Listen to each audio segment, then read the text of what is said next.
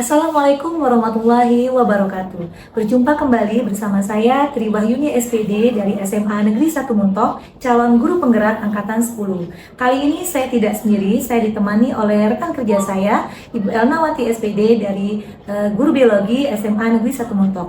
Assalamualaikum warahmatullahi wabarakatuh, Bu.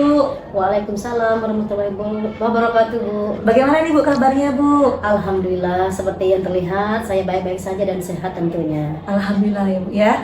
Nah Bu, pada kesempatan pagi hari ini saya akan melakukan percakapan praobservasi bersama Ibu sebelum saya nanti akan mengamati jalannya proses pembelajaran yang akan Ibu lakukan nanti atau supervisi akademik ya Bu. Nah, tujuan diadakannya supervisi akademik ini untuk mengamati dan juga untuk mengevaluasi jalannya proses pembelajaran yang akan Ibu lakukan. Ya, baik, Bu. Begitu ya Bu ya? Iya. Ya. Oke Bu, di sini nanti ada beberapa pertanyaan nih yang akan saya ajukan kepada Ibu terkait nanti untuk persiapan dari proses pembelajaran Ibu pada saat diobservasi.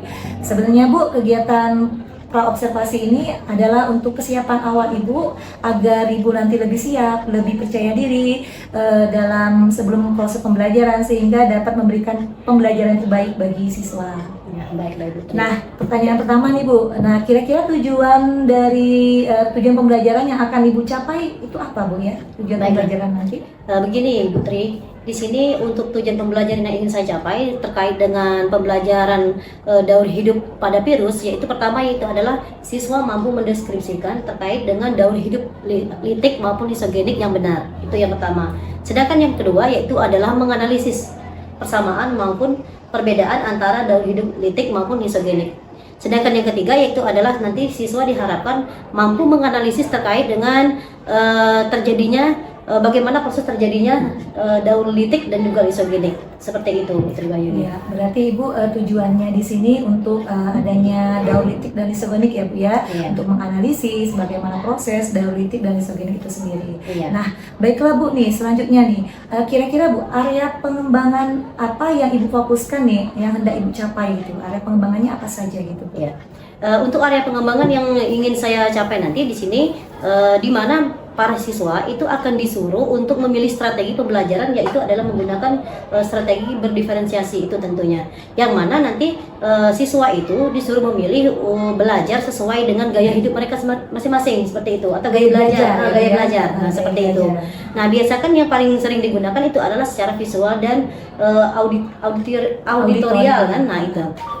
Sedangkan di sini untuk yang ketiganya yang belum ataupun jarang digunakan, misalkan nih sering sekali siswa itu kan kadang-kadang tidak menggunakan seperti bermain drama seperti itu. Kemudian ada juga mungkin dari gaya belajar siswa itu seperti suka bernyanyi nih. Nah, untuk materi terkait dengan litik dan juga isogenik ini sebenarnya itu juga bisa dinyanyikan Ibu Tri Wahyuni, sehingga nanti bisa menjadikan pembelajaran yang lebih menarik dan juga akan lebih mudah mereka untuk mengingat. Seperti itu.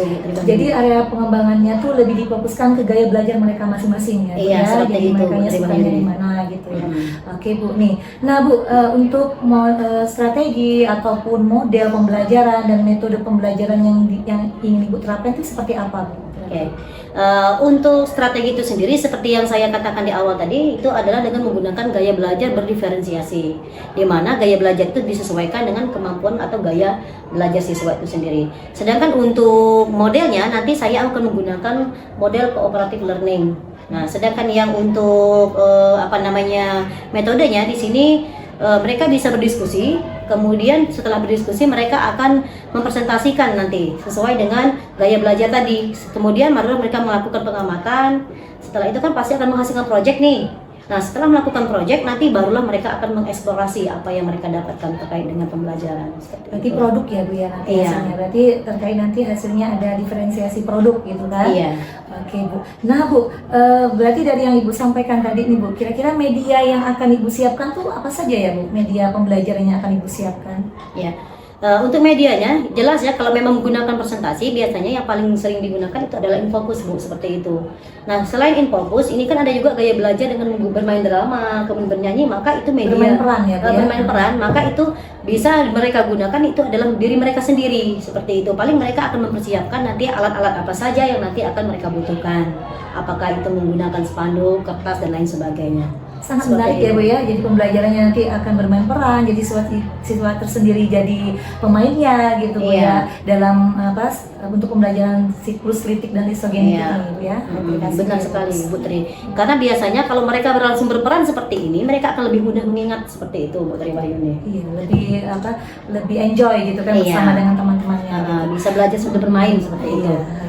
Oke, Bu, menarik sekali ya, Bu ya, perbincangan kita pada pagi hari ini. Nah, Bu, kalau artinya, Bu, nanti ini Ibu mau nanti observasi kan, Bu? Nah, kira-kira kapan nih, Bu, waktunya, kapan jamnya gitu, Bu? Oke. Nah, kemudian untuk jamnya ini insya Allah kalau nggak ada halangan minggu depan, Bu Tri Wahyuni, karena di sini nanti hari Senin itu bertepatan saya ada ngajarnya terkait dengan materi ini. Nanti itu dilaksanakan pada hari Senin tanggal 12 Agustus. Nah, ini akan dilakukan pada jam kedua dan ketiga dimulai dari pukul 8.30 sampai dengan pukul 10 seperti itu. Oke, jadi insya Allah nih, Bu, nanti hari Senin depan ya, Bu ya, tanggal 12 Agustus, jam kedua, jam ketiga dari jam 8.30 sampai jam 10 nanti insya Allah saya akan hadir di situ mengobservasi kelas Ibu, kemudian mengamati dan mencatat jalannya proses pembelajaran yang ada di dalam kelas. Iya, Berarti baik, ya. sampai berjumpa nanti ya, Bu ya, minggu depan Iya. ya, Bu ya. Nah, Bu, sebelum saya menutup kegiatan wawancara saya hari ini nih, kira-kira apa yang Ibu peroleh dari pembicaraan kita atau percakapan kita pada pagi hari ini, Bu? Apa yang Ibu dapat? Yang bisa saya dapat ya setidaknya saya akan lebih mempersiapkan diri terkait dengan proses observasi minggu depan.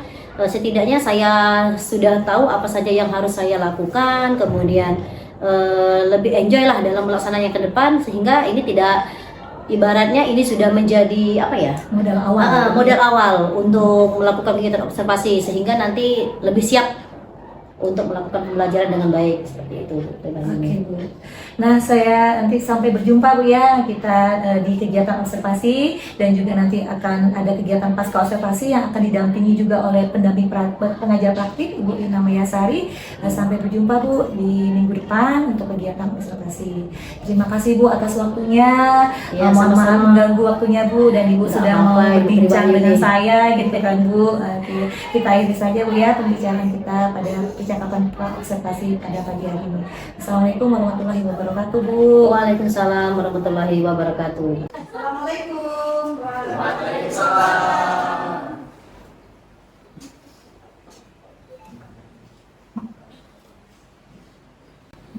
Apa kabarnya hari ini?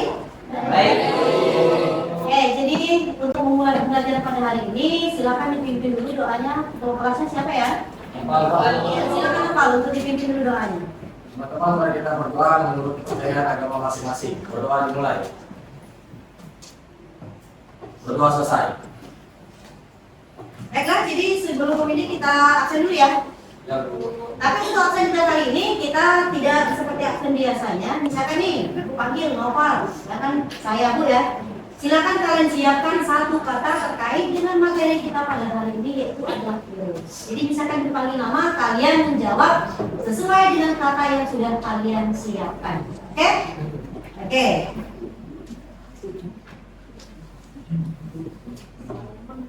Sebentar ya, cari suapnya dulu.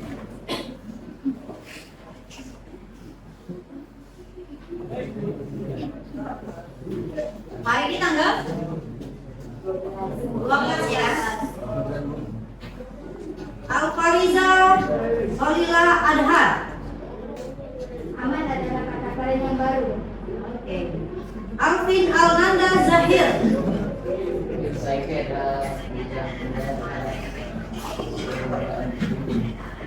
Arlen. Oke. Kesa Yusliani. Oke. Cinta Fauzia. Cinta Fauzia.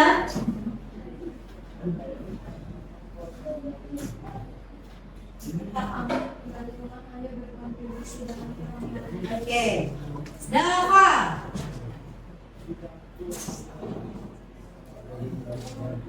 Daniel Januarta.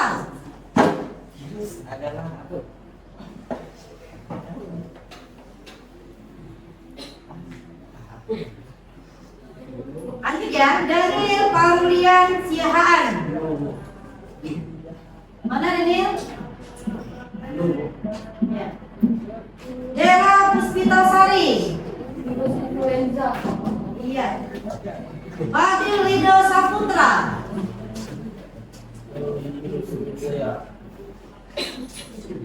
Rizka. Iya. Gasan Raffi Ditya. Jauhi virus hepatitis. Iya. Gladys Kinanti. Suatu virus adalah virus yang dapat penyakit dalam tubuh. Oke. M. Idris Anelka. M. Idris? Ada?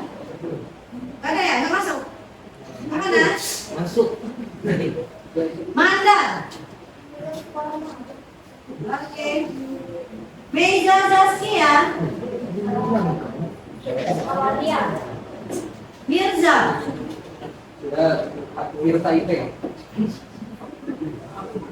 Muhammad Arsyad Fadila. Muhammad Hafiz Zaki Muafa. Virus Ebola. Mutiara Hazifa. Nataya Almira. Noval Sitohan. Penyebaran. Raffi Novendo Smith. Raisa. Virus dengue. Oke. Regina Lasdo. Ya. Revanya Teresia Anabel. Oke. Rizky Afriansa. Rizmi Nanda. Salsabila. Virus hepatitis. Sofi Nabila. Virus corona. Ya. Syarifah Felicia. Dapat menular. Yolanda Aprianti. Virus membunuh gejala. Stefania Gizela Anugracia. Virus Silakan. Zelo Pehat. Maya Hendi. Sebuah sel masyarakat. Ya, jadi tadi kalian sudah menyebutkan berbagai macam terkait dengan virus ya, baik itu nama virus itu sendiri maupun terkait dengan penyebarannya. Oke, mungkin ada sebagian yang belum siap tadi ya terkait dengan virus itu sendiri. Oke. Kemudian di sini kan kita akan mempelajari nanti beberapa hal terkait dengan virus juga. Jadi minggu kemarin kita sudah mempelajari tentang apakah virus termasuk dalam makhluk hidup atau bukan hidup, kemudian ciri-ciri virus dan lain sebagainya ya. Nah, jadi ada pun tujuan pembelajaran yang hari ini akan Ibu sampaikan nanti itu adalah yang pertama di mana nanti siswa atau kalian nanti diharapkan bisa menganalisis terkait dengan reproduksi virus, baik itu tahapan litik maupun lisogenik, itu yang pertama. Kemudian yang kedua, nanti kalian bisa tujuannya yang mana adalah peserta didik mampu untuk membedakan kedua daur reproduksi pada virus tadi, itu adalah daur litik dan daur lisogenik. Itu yang akan kita pelajari pada hari ini. Nah, jadi untuk tujuannya tadi apa? Yang pertama, peserta didik diharapkan mampu menganalisis reproduksi virus, baik itu daur hidup litik maupun lisogenik. Yang kedua, yaitu adalah peserta didik mampu untuk melakukan atau memberi perbedaan antara daur litik dan daur lisogenik. Kemudian minggu lalu kita sudah belajar terkait dengan virus, apa itu virus itu sudah kita pelajari ya. Nah, kira-kira apa yang kalian ketahui terkait dengan virus corona? Ada yang tahu virus corona? Tahu. Tahu, pernah kalian mengalami terkena virus corona? Oke, kira-kira penyebarannya seperti apa? Cepat ya. Nah, dia menyebar berdarah. Oke, kemudian virus corona ini bisa menyerang apa saja? Pernapasan, yaitu paru-paru. Oke, sekarang kita akan menonton ya terkait dengan video penyebaran virus corona. Nah, seperti ini ya nanti. Silakan buka itu.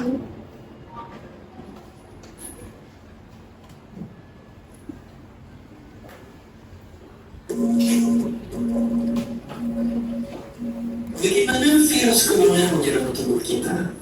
Mungkin itu jadi pertanyaan kita semua. Kita udah tahu gimana virus corona udah menginfeksi 1 juta orang di seluruh dunia sampai saat ini. Tapi mungkin belum banyak kita tahu sebenarnya gimana sih virus ini menyerang tubuh kita. Mengapa infeksi virus ini bisa mematikan? Semua dimulai dari sini.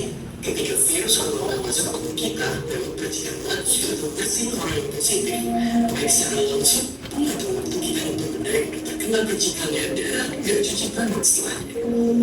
Kalau begitu, si virus masuk lewat saluran pernapasan dan bergerak terus menuju sasaran utamanya, paru-paru. Disinilah virus mempunyai 3 bagian utama ini mulai bekerja. Pertama-tama, pagu protein corona ini akan menempel di paru-paru dalam organ lain yang selnya kaya akan protein ini, protein ACE2. Kalau tubuh kita beratur menghadapi virus corona itu beruntung, ACE2 itu ibarat gagang pintu rumah kita. Begitu deh.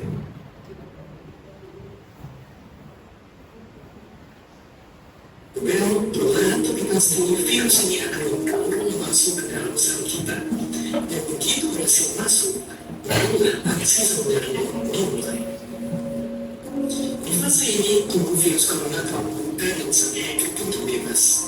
Dia akan memiliki inti sehat untuk menipu sistem imun tubuh kita biar gak kena virusnya. Dan sekaligus membuat inti sel tidak memproduksi jikalau virus corona baru. Sel kulit terinfeksi dan dihidap ini selanjutnya akan terbunuh untuk bunuh diri dan melepaskan jutaan virus corona yang siap menginfeksi dan menghack sel-sel sehat lainnya. Ya, awalnya mungkin kita cuma memasukkan virus corona yang cuma dikit, tapi itulah hari aja udah akan ada jutaan sampai miliaran virus corona baru bikin paru-paru kita dipenuhi oleh mereka. Dan ternyata mimpi buruknya ada setelah ini. Ya, ketika virus yang udah memenuhi paru-paru kita, sistem imun kita bakal merespon ibarat polisi dan tentara yang meluncur ke tempat kejadian perkara. Misalnya, virus corona jadi penipu umum yang bisa melakukan sistem imun kita.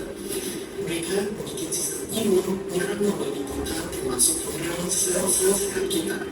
Mereka jadi nggak tahu mana kamu yang senjata atau sebagian masyarakat harus sebagai ini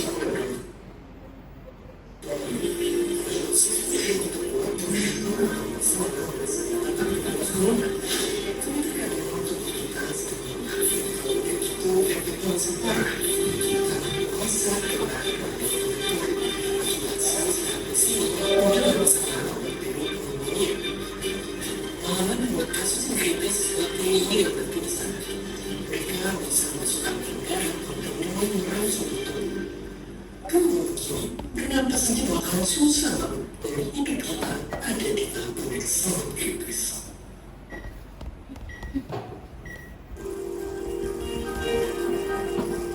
Ya, mungkin dengan fakta-fakta baru semakin kita takut dan khawatir. Tapi ingat, kita pun punya cara untuk memperkuat daya tahan tubuh kita. Makan makanan bergizi. Ya, bukan lagi sekedar tentang sehat yang sempurna, tapi ikutilah pedoman gizi seimbang yang bisa meningkatkan imun tubuh kita. Virus corona bisa parah kalau kita yang sakit, tapi kalau tubuh kita sehat, kita punya harapan untuk bertahan. Dan seperti biasa, terima kasih. Baiklah, jadi itu tadi terkait dengan penyebaran virus corona ya. Nah, tadi dari awalnya yang mana virus corona itu berawal dari hanya satu ya, kemudian masuk ke dalam tubuh manusia, kemudian dia bisa berkembang menjadi lebih banyak sehingga penyebarannya lebih cepat. Oke, jadi untuk kali ini kita akan membahas terkait dengan reproduksi virus. Ya, nah untuk reproduksi virus ini kita akan membagikan 3 kelompok. Oke, nah 3 kelompok ini nanti disesuaikan dengan gaya belajar kalian masing-masing. Oke, nah sekarang di sini Ibu akan membagikan kelompoknya itu sesuai dengan gaya belajarnya masing-masing. Nah, sebelum kita bagi kelompok, Ibu akan menanyakan dulu, kira-kira di sini yang hobi bernyanyi, angkat tangan. Siapa? Oke? Ya, nanti silakan dicatat, novel, catatkan nama-nama teman yang hobi bernyanyi. Itu sebagai kelompok satu yang nantinya akan mengimplementasikan sesuai dengan nyanyian, seperti itu ya. Dicatat, novel. Oke, angkat tangan dulu. Berapa orang? Ya.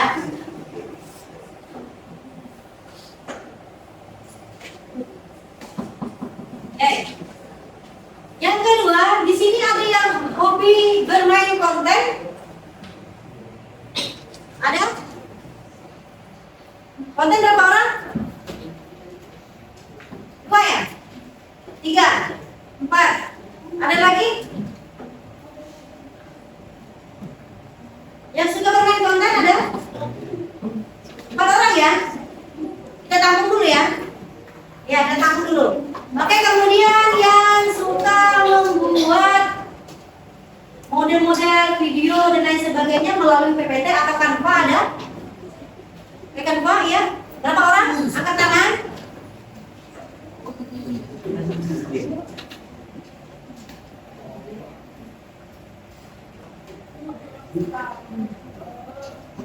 Ya, itu juga dicatat. Silakan kamu catat nama-nama kelompoknya.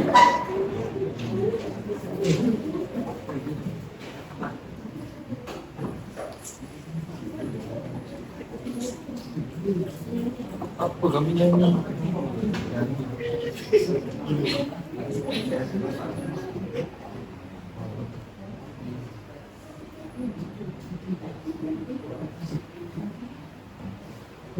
Ya, sekali lagi yang konten ada lagi.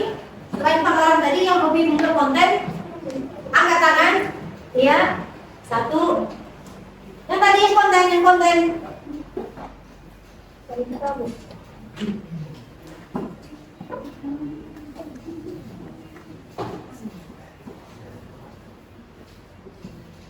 Siapa lagi ya? Yang konten.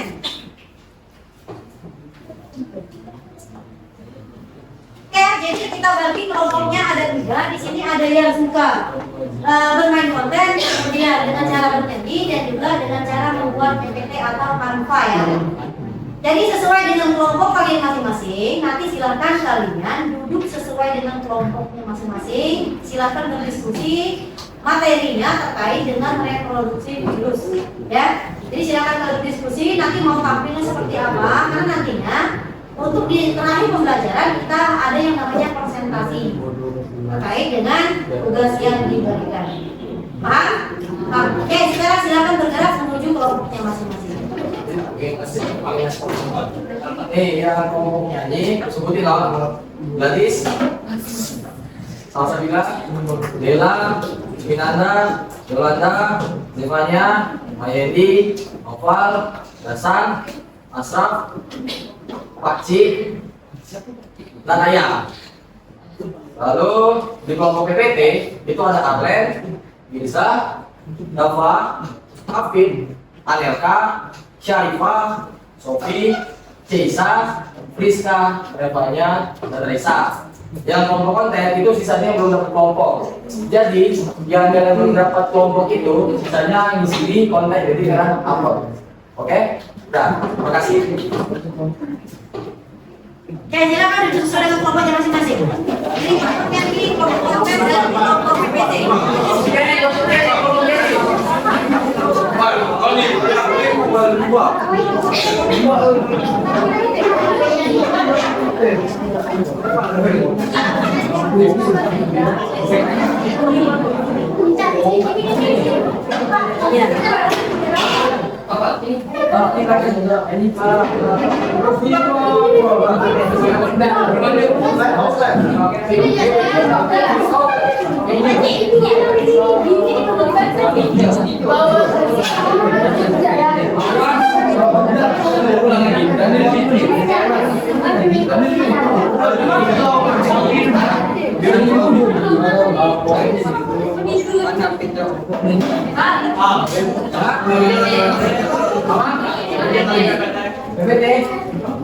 PPT Mirza, Dafa, Hafid, Alendra, Syarifah, Sofi, Cempara, Bisa, Kalian, lah. Kita ini kan syutingnya di Mas Pati. Siapa dulu modalnya satu PPT-nya? PPT-nya yang dibuat, nanti kita presentasinya itu. Kita cepat. Ya.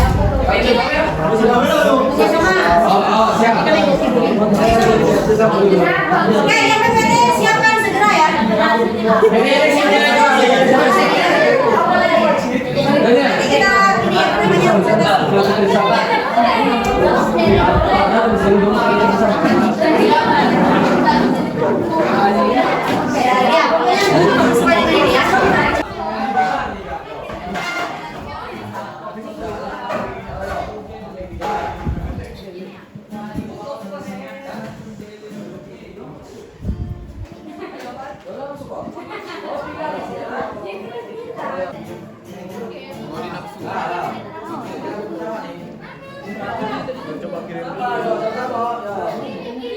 Sabar guys, sabar. Mana dia?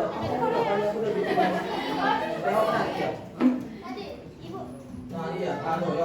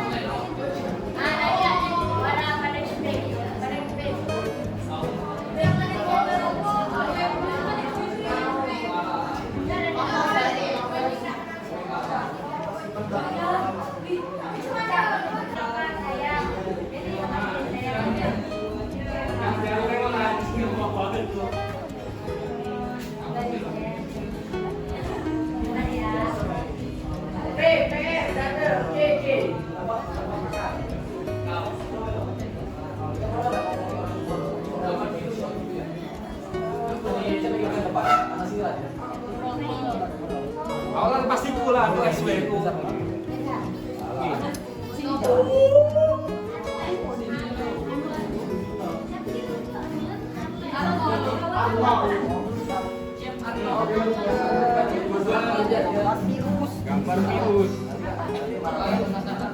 Singapura. Ngapain?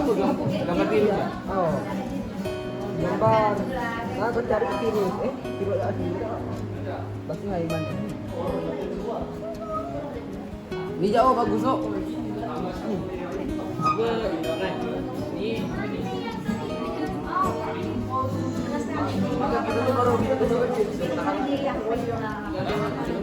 Yang penting pokoknya lagi kita isogenik ya. Tahapan ini kita isogenik itu harus dijelaskan. Nak lagu panjang tuh. Lagu panjang main. Jadi. Pakai aja lah. Sebenarnya juga baca ya. Daripada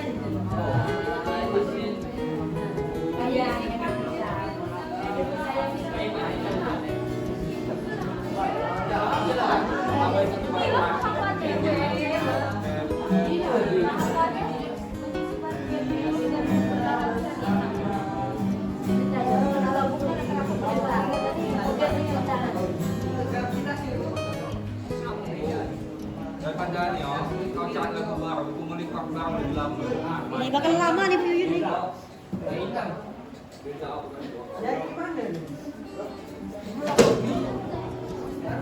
Memang rusak emang.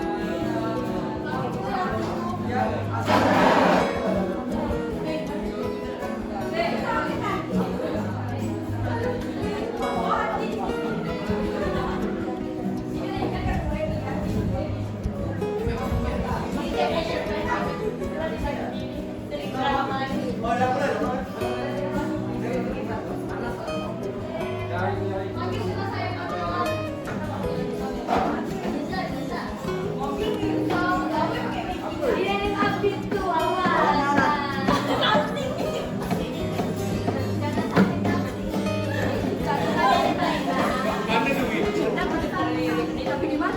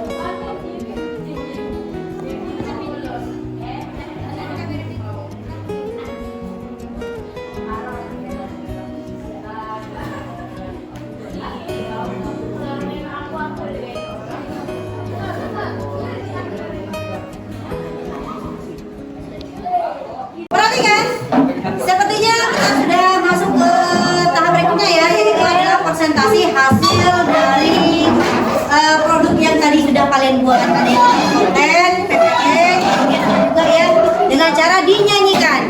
Jadi sekarang silakan kalian cari tempat duduk masing-masing yang kira-kira agak nyaman. Boleh di lingkup inilah.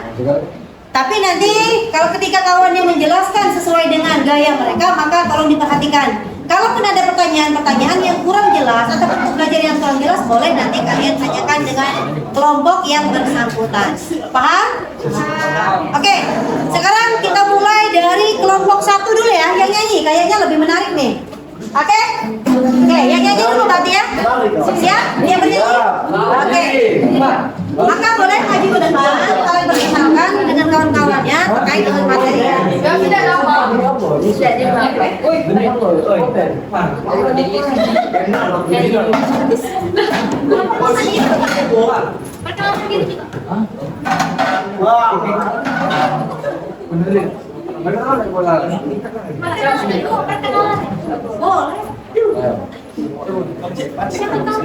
Oke, boleh diperkenalkan diri beri kelompoknya juga nggak masalah ya.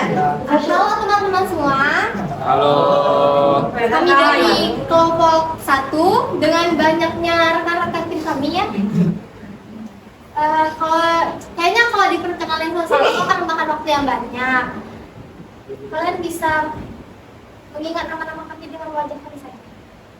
Kami akan mempresentasikan hasil kerja kami. Kami akan menyanyikan tentang virus. Nah, sebagai kan ya, itu tentang reproduksi virus. Yuk musik.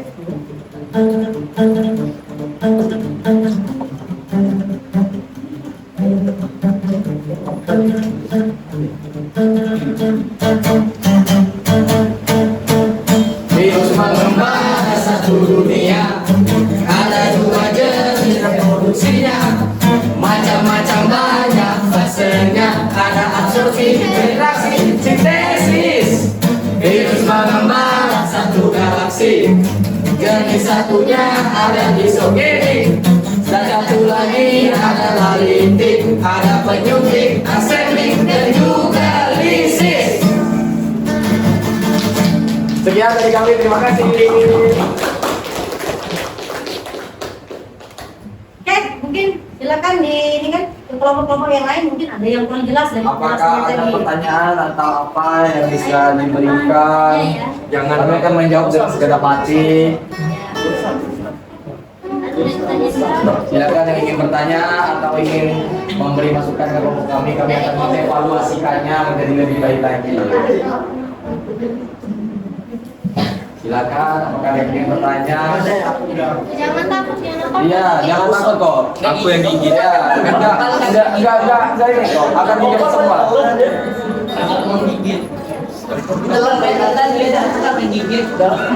Lagi kalian menunggu pertanyaan, kami akan mengiringi dengan intro.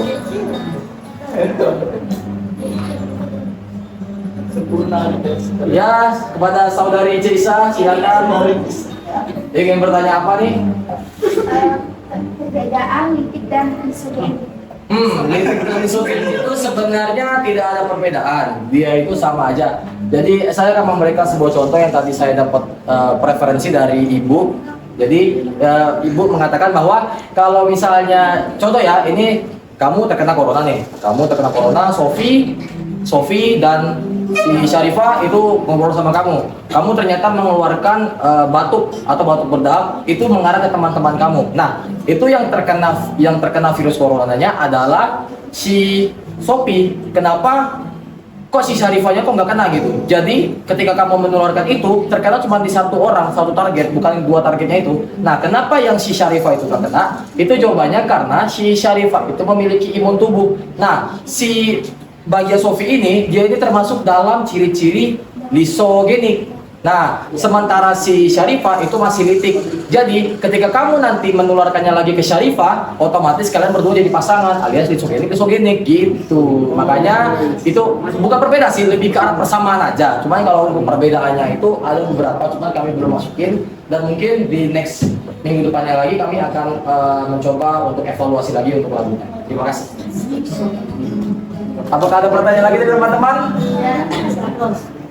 Terima kasih.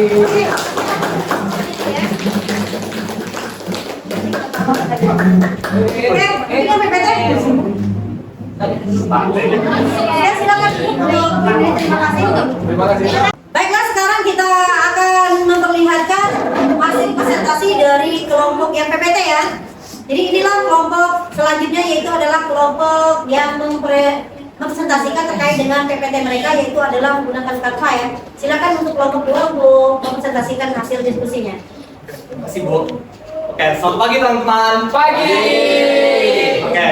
Nah, pada pagi hari ini saya akan menjelaskan apa itu reproduksi virus. Nah, sebelum kita masuk ke materi, ayo nih kita kenalan dulu. Di sini ada saya, Aben. Di sini ada Silakan berdiri. Cecia, Sofi, Syarifah, Revanya, Raisa, Dava, Mirza, Priska, dan Hafiz. Nah, terus lanjut. Nah, kira-kira apa aja sih yang kita bakal bahas? Nah, pertama kita bakal membahas pengenalan virus. Kedua, reproduksi virus. Ketiga, kesimpulan. Dan keempat, pertanyaan. Nah, langsung saja tanpa berlama-lama kita lanjut ke materinya. Pernyataan virus akan dijelaskan oleh Cecia.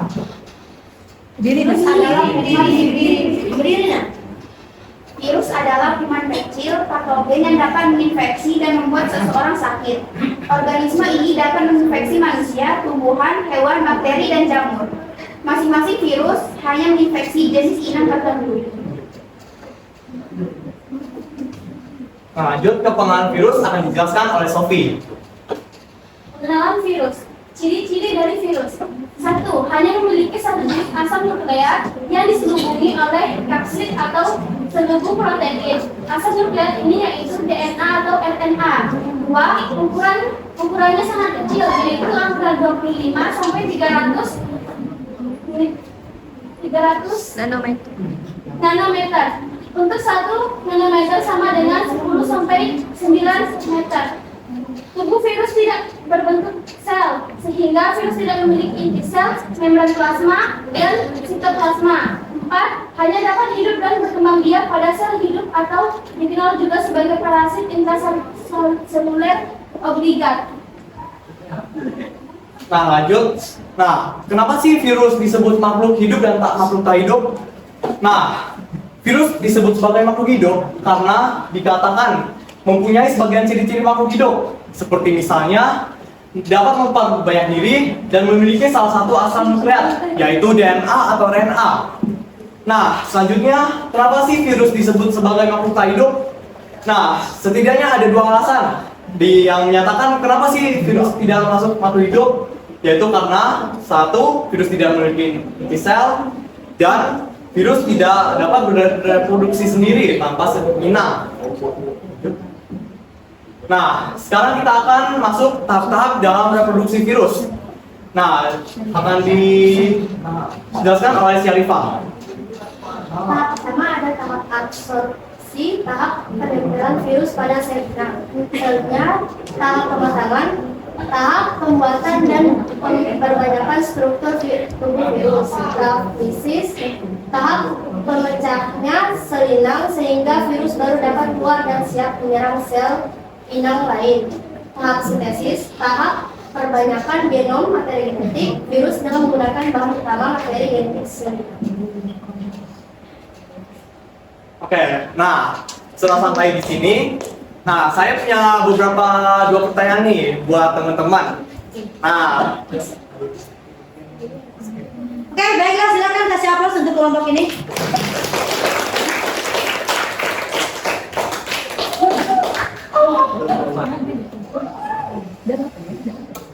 Baru terakhir kali kasih kesimpulan.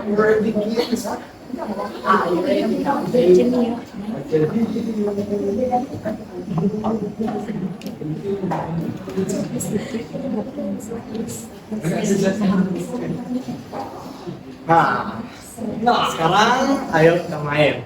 Ayo. Pertanyaan pertama nih. Pernyataan vaksin berikut yang benar adalah B. Yang bisa jawab tunjuk tangan.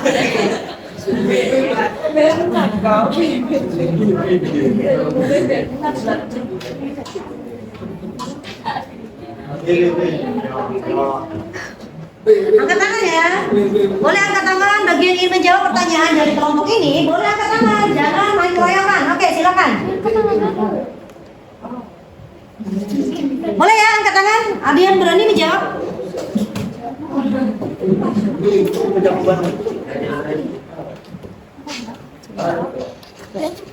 Angkat tangan ya. Oke, Gladys. Oke, saya akan menjawab pertanyaan yaitu tentang vaksin. Menurut saya jawabannya adalah C. Vaksin berisi seluruh atau sebagian tubuh virus yang dapat dimanfaatkan untuk mencegah penyakit tertentu. Vaksin itu sama dengan obat. Terima kasih. Mari kita cek jawabannya. Ya.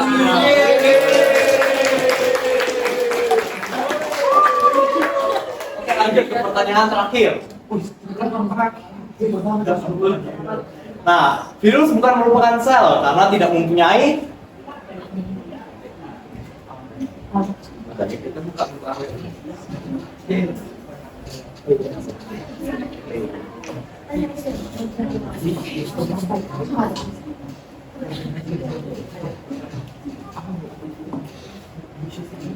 maka ada yang tahu. Oke, ini jawab. Boleh angkat tangan.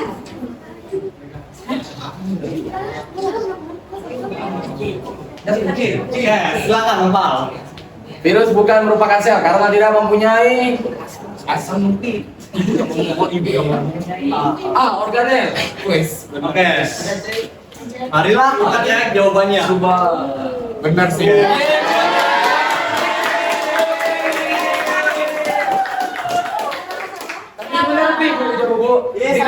Aku bilang deh. Enggak, kita tahu aku bilang. Iya. Oke, jadi tidak apa-apa. Kalau memang salah itu adalah hal yang biasa ya. Artinya kita butuh pembelajaran yang lebih ekstra lagi untuk kedepannya. Baiklah, jadi untuk kelompok 2 kayaknya selesai ya. Sesi pertanyaan kan, Bu? Ada pertanyaan dari kelompok lainnya dari penjelasan kelompok 2? Oke, silakan Empal. Cukup ya? Sedikit. Oh, Pak, ayo silakan. Sedikit ya pertanyaanku, yaitu mungkin 2 kayaknya. Yang pertama, apa itu DNA dan RNA? Kedua, dapatkah virus dalam siklus lisogenik bertahan tanpa memasuki siklus litik? Jika iya, dalam kondisi seperti apa? Oke, terima kasih atas pertanyaannya. Empal, silakan. Apakah ada pertanyaan lain? Oke, boleh dulu ya. Untuk menjawab pertanyaannya, kalau mau jawab langsung silakan. Tapi kalau masih agak-agak pusing sedikit, boleh nyari referensi dulu terkait dengan jawaban yang ingin disampaikan nanti. Oke. Oke.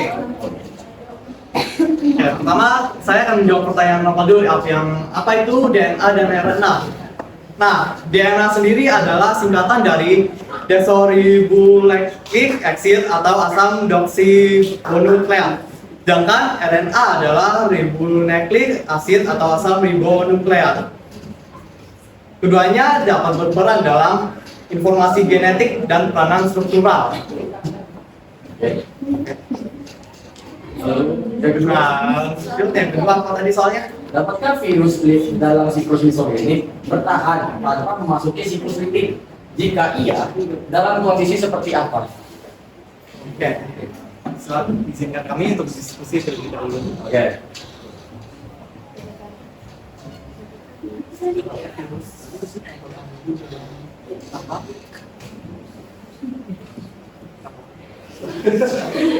Dapatkah virus dalam siklus lisogenik nih bertahan tanpa memasuki siklus lipid? Jadi siklus lipid itu kayak mana cara dia bertahan, tapi dia tidak harus masuk listrik. Kalau dia masuk harus masuk listrik. Lipid. Nah, itu. Lalu Ya, jadi kalau memang kelompok ini agak kebingungan, itu boleh lagi dicari referensinya di internet. Kemudian untuk kelompok yang lainnya juga boleh membantu untuk mencari jawaban dari pertanyaan kawan-kawan kalian. Oke? Ya, silakan. Atau mungkin mau langsung dijawab, Arlen? jawaban. Mau langsung dijawab? Boleh dicari dulu. Soalnya ini berkaitan dengan pertanyaan tadi si Sana. Dia bilang lisogenik, perbedaan lisogenik, pertanyaan balik bagaimana cara lisogenik bisa bertahan tanpa memasuki siklus lipid. Mas Dendam dia salah jawab itu. Nah, maksudnya mungkin pertanyaan. Jadi coba ya. Bisa ada psikoplasma. Benar itu. Dalam lisogenik.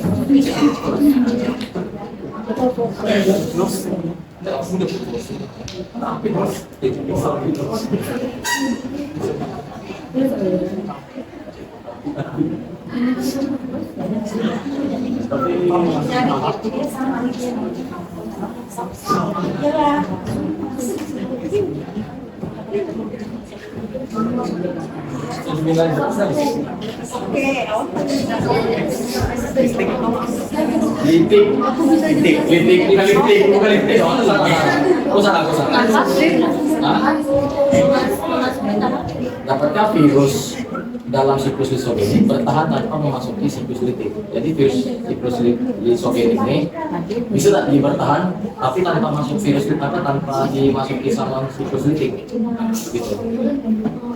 Kalaupun out, jawabannya out misalnya, bisa. Dia dalam kondisi kayak apa? Kondisi sempurna.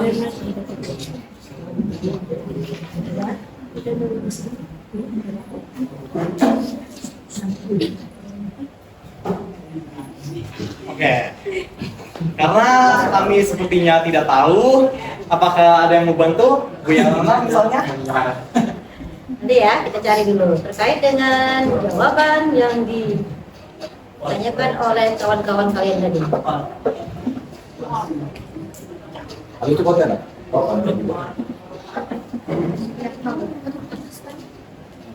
Oke ya, jadi sepertinya di sini tidak ada yang mau membantu menjawab terkait dengan pertanyaan si Noval ya.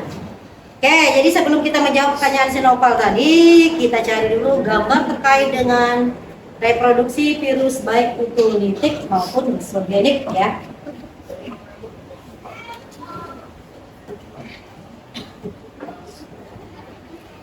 Besar enggak nih? pas lah. Yang belakang. Nah, nih, coba perhatikan. Sebenarnya apa yang dipertanyakan oleh Noval itu jawabannya ada di sini ya. Coba kalian perhatikan. Di antara dua daun ini ada yang litik, ada yang lisogenik. Yang sebelah kanan itu adalah litik, yang sebelah kiri itu adalah lisogenik. Sebelum Ibu menjawab pertanyaan ini, coba kalian amati dulu. Kira-kira yang mengalami perbedaan itu di bagian mana? Di tahapan yang mana? Kalau tahapan awalnya itu sama kan? Nanti yang di akhirnya itu yang akan membedakan.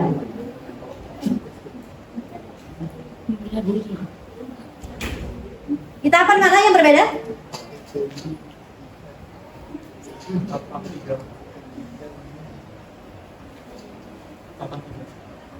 Yang mana? Tiga dengan? Ya.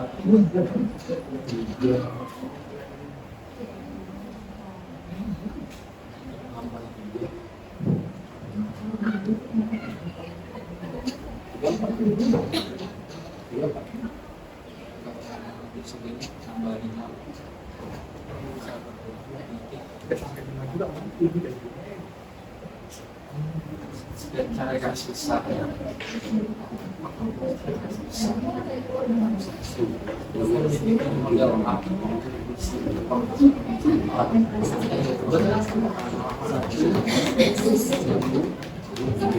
Semua satu jadi beberapa satu itu profil apa namanya dalam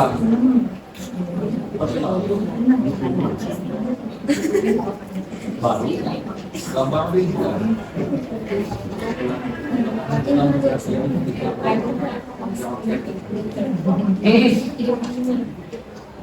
Excuse me. Bisa? Ya. Jadi silakan perhatikan pada gambar di depan. Di sini ada merupakan daun litik dan daun lisogenik. Nah, untuk tahapannya itu dari nomor 1 ya. Nomor 1 itu di mana virus nanti dia akan masuk ke dalam sel inang. Kemudian di fase yang kedua dia akan masuk ke dalam sel inang. Kemudian nanti dia kalau yang lisogenik dia nanti bisa mengubah ya, bisa membentuk menjadi dua virus. Namun dia nantinya yang menjadi perbedaan dengan litik itu adalah ketika nanti dia masuk ke dalam sel inang. Kalau yang litik dia akan memecahkan sel inang. Nah inilah yang nantinya disebut dengan dimana ketika kita untuk gejala kalau dihubungkan dengan yang sakit misalkan corona ataupun flu, biasanya apabila kita tertular kemudian kita mengalami demam dan lain sebagainya, maka itulah yang disebut dengan daun litik. Dan pertanyaan si Noval tadi, apakah lisogenik ini bisa bertahan jika dia tidak sama dengan yang daun litik? Itu kan yang menjadi pertanyaannya. Sebenarnya bisa, karena virus di dalam tubuh kita itu sebenarnya sudah ada. Hanya saja dia akan menginfeksi kita apabila nanti ketika di dalam tubuh kita tidak memiliki daya imun yang kuat. Jadi virus itu bisa menyerang kita kapan saja. Itu ya. Nah, itu yang disebut dengan pertanyaan dari Noval tadi. Jadi dia bisa bertahan, tetapi nanti ketika dia akan menunggu momen di mana kita sebagai manusia itu sendiri yang nantinya ketika daya tahan tubuh kita lemah, maka disitulah nanti dia akan berubah menjadi daun litik. Sampai di sini bisa dipahami? Bisa. Atau mungkin ada yang kurang jelas terkait dengan ini? Tidak ya? Oke. Kalau tidak maka cukup ya untuk hari ini.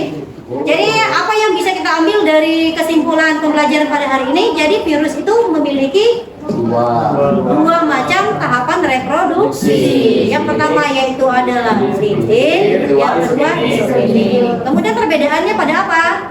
Kalau pada litik dia virusnya bisa memperbanyak diri, kemudian bisa memecahkan sel inang. Sedangkan lisogenik dia hanya sampai di propag saja, dia hanya bisa membelah namun tidak bisa memecahkan sel inang. Namun dia akan bisa mengubah dari lisogenik menjadi siklus litik. Paham? Oke, jadi untuk hari ini cukup dulu ya. Ibu rasa untuk ini silakan kembali ke bangku kalian masing-masing. Jadi nanti minggu depan kita akan membahas terkait dengan peranan virus. Oke? Jadi silakan nanti minggu depan kalian pelajari lagi materi terkait dengan peranan virus. Oke, silakan.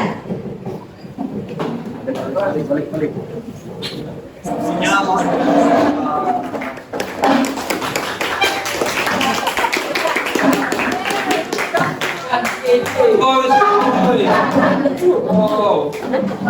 Siapa yang Belum siap. Oh gini ya. Musik. Ya. Hah?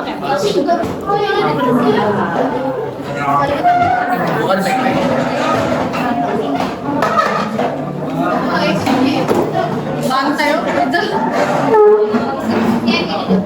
Terus kalau yang paling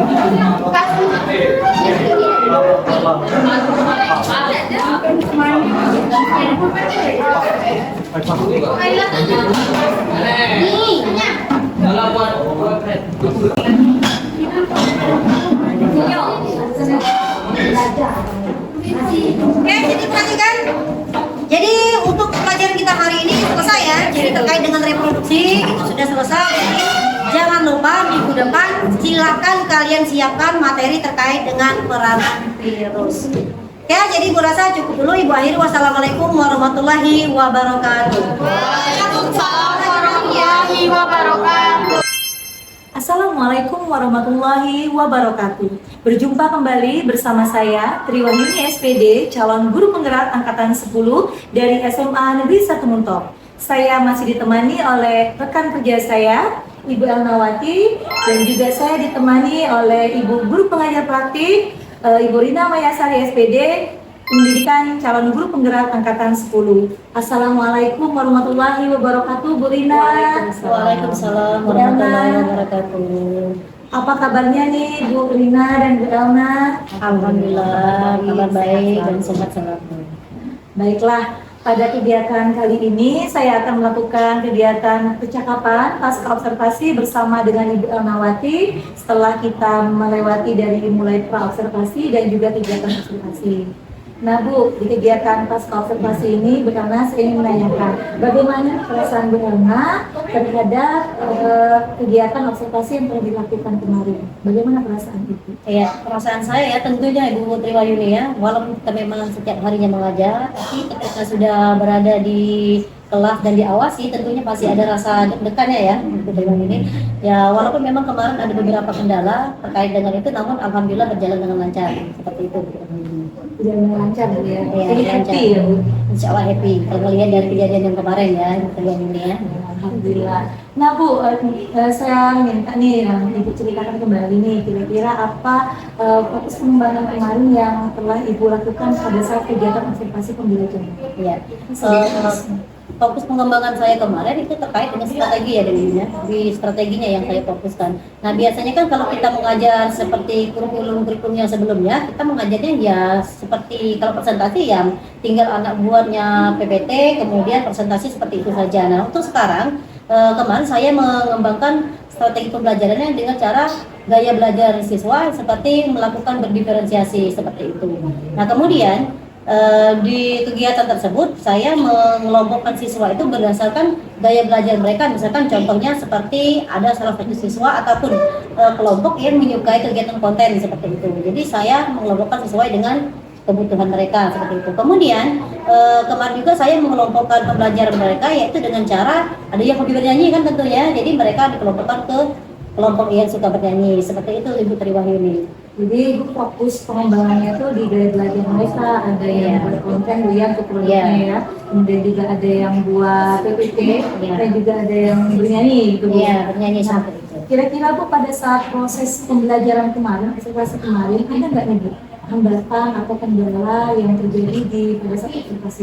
Ya.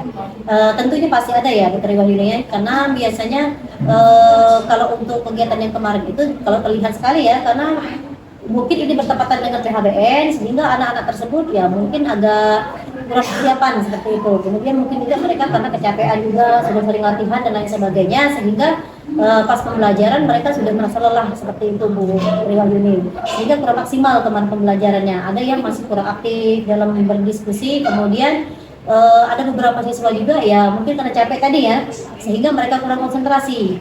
Mungkin ada juga yang mengantuk kemarin seperti itu Bu Triwahyuni. Berarti masih ada beberapa siswa ya Iya, yang kurang beberapa antusias siswa, iya. gitu. Nah, untuk kedepannya nih bagaimana nih Bu tindak lanjut dari yang akan dilakukan pada saat proses selanjutnya, pembelajaran selanjutnya? Tentunya kita sebagai seorang guru ya Ibu Triwahyuni ya, henti-hentinya kita mencari cara pembelajaran yang lebih menarik seperti itu. Nah, kalaupun untuk kedepannya ini bisa kita juga contohkan sebagai kelas, bukan hanya untuk di kelas ini saja ya, nanti kalau bisa semua kelas kita lakukan untuk sistem pembelajaran atau gaya belajar berdiferensiasi seperti ini Putri Wahyuni.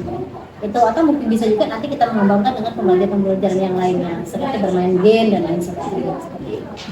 Jadi untuk kedepannya ini ada rencana nggak Bu untuk kedepannya kapan Ibu akan melakukan perubahan di bulan kelasnya seperti apa gitu ya? Kapan gitu?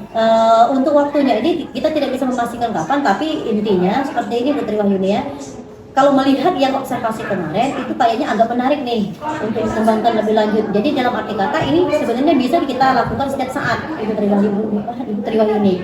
Karena untuk pembelajaran ini sebenarnya memang akan lebih menarik jika kita melakukan pembelajarannya terus menerus berproses, kemudian dengan cara yang baru-baru. Biasanya siswa itu akan menyukai pembelajaran itu yang terbaru, pokoknya seperti itu Putri Wahyuni.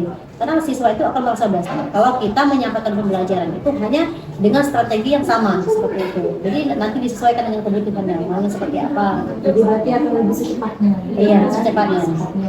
Ini minggu depan sudah bisa dilakukan suatu perubahan.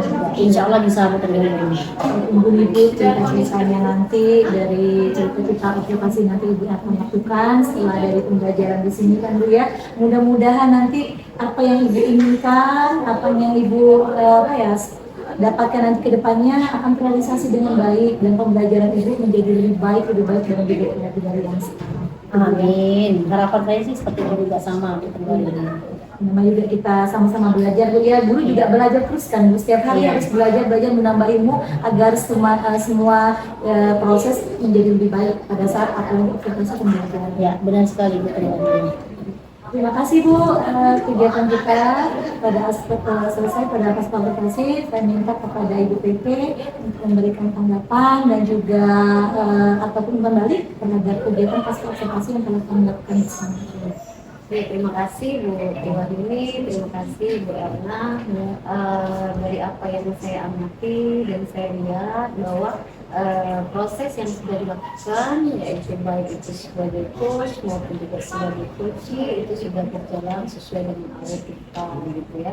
Jadi artinya coach juga itu dapat menggali potensi yang ada di diri coachee itu dengan sebaik-baiknya dan sebaik-baiknya. Dan harapan ke depan tentunya apa yang sudah dilakukan sekarang itu akan dapat berlanjut terus sesuai dengan kurikulum merdeka yang sudah kita canangkan selama ini. Mungkin itu sih tanggapan dari saya. Sekian, terima kasih. Waalaikumsalam warahmatullahi wabarakatuh. Terima kasih Bu atas tanggapan dan pemberian.